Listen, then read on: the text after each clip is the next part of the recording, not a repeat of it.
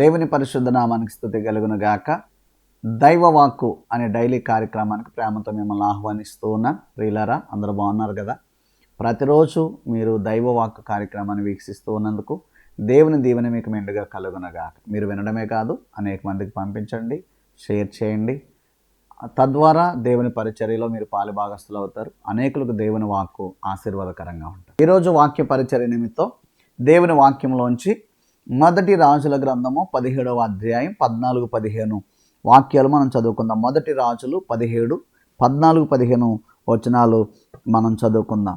భూమి మీద యెహోవా వర్షము కురిపించే వరకు ఆ తొట్టిలో ఉన్న పిండి తక్కువ కాదు, బుడ్డిలో ఉన్న నూనె అయిపోదని ఇశ్రాయేలీల దేవుడైన యెహోవా సెలవిచ్చి ఉన్నాడు నేను. అంతటా ఆమె వెళ్ళి ఏలియా చెప్పిన మాట చొప్పున చేయగా అతడును ఆమెయు ఆ ఇంటి వారును అనేక దినములు భోజనం చేయించు వచ్చిరి. దేవునికి మహిమ కలుగున గాక.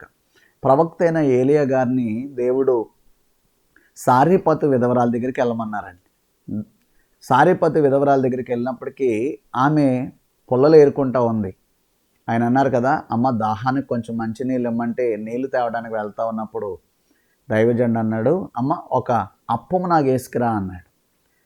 ఆమె అంది కదా, అయ్యా నాకున్నది కొంచెం పిండి కొంచెం నూనె, నా కుమారుడు నేను చివరిగా అప్పం కాల్చుకుని తిని చనిపోవాలనుకుంటున్నాం, ఇంక మాకు ఆహారం లేదయ్యా, ఇది లాస్ట్ మీల్ అని చెప్పిందండి. అంటే చివరి భోజనం, అంటే వాళ్ళు మరణపు అంచులో ఉన్నారనమాట. ఇక కొన్ని పుల్లలు ఏరుకుంటే వారి జీవితంలో సరిపోతుంది, ఇక అక్కడితో ఆఖరు.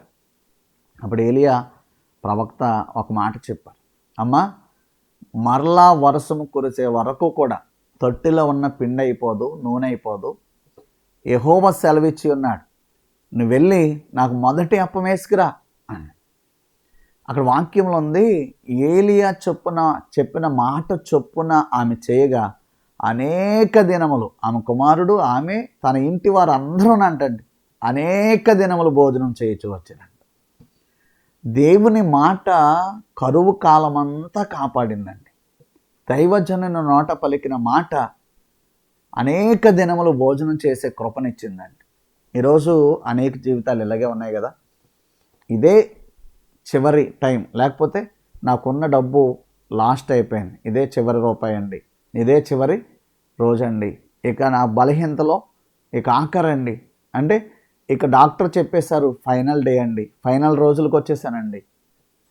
మరణపు అంచులో ఉన్న, పేద స్థితిలో ఉన్న, బలహీనతలను బట్టో, ఆర్థిక ఇబ్బందులను బట్టో, కుటుంబ సమస్యలను బట్టో ఇక నేను బ్రతకలేను, ఇక నాకు చావే దిక్కు, చనిపోయే స్థితికి వచ్చేస్తాను, ఆఖరి రోజు, ఆఖరి క్షణము, ఆఖరి టైం అనుకుంటున్నావేమో. నా దేవుడు ఏమనుకుంటున్నాడు తెలుసా?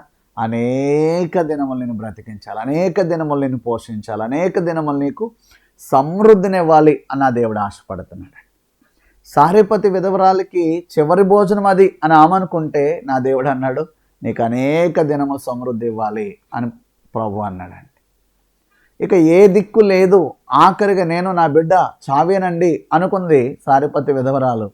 కానీ ప్రభు అన్నాడు, నువ్వు నీ బిడ్డ క్షేమంగా ఉంటావు. ఈరోజు అదే మాటను బట్టి నేను తెలియపరుస్తున్నా, నీవు, నీ కుటుంబం, నీ ఇంటి వారు సమృద్ధులు అడుగు పెట్టబోతూ ఉన్నారు, సజీవంగా ఉండబోతూ ఉన్నారు, ఆరోగ్యంగా ఉండబోతూ ఉన్నారు. నీ స్థితి ఏదేమైనా, నీ పరిస్థితి ఏదైనా, ఏ స్థితిలో నీవు ఉన్నా, నా దేవుని మాట చొప్పున నువ్వు నడిస్తే నిశ్చయముగా దీర్ఘాయుష్మంతులుగా ఉంటారు, నిశ్చయముగా దేవుని కృప మీకు తోడై ఉంటుంది, నిశ్చయముగా ఆశీర్వదించబడతారని దేవుని సేవకునిగా నేను జ్ఞాపకం చేస్తున్నా. సారీపతి విధవరాలు తన కుమారుణ్ణి దీవించిన దేవుడే నిన్నును కరువులో కూడా సమృద్ధిలో పోషించి దీవించి కాపాడును గాక. పరిశుద్ధుడైన మా తండ్రి, యేసు నామములో ఈ దైవ వాక్కు కార్యక్రమాన్ని వీక్షించుచున్న మా బిడ్డలను దీవిస్తున్నా. నీ కృప తోడై ఉంచండి, ఆశీర్వదించండి. ఆయురారోగ్యాలు, సుఖ సంతోషాలు, నెమ్మది, క్షేమం మెండుగా దయచేసి ఫలింపచేయమని యేసు నామములో ప్రార్థించి అడుగుచున్నాను మా పరమ తండ్రి. ఆమేన్. తండ్రి, కుమార, పరిశుద్ధాత్మ త్రియేక దేవుని కృప నిరంతరము తోడై కాపాడును గాక. ఆమేన్. God bless you. అందరికి వందనాలండి.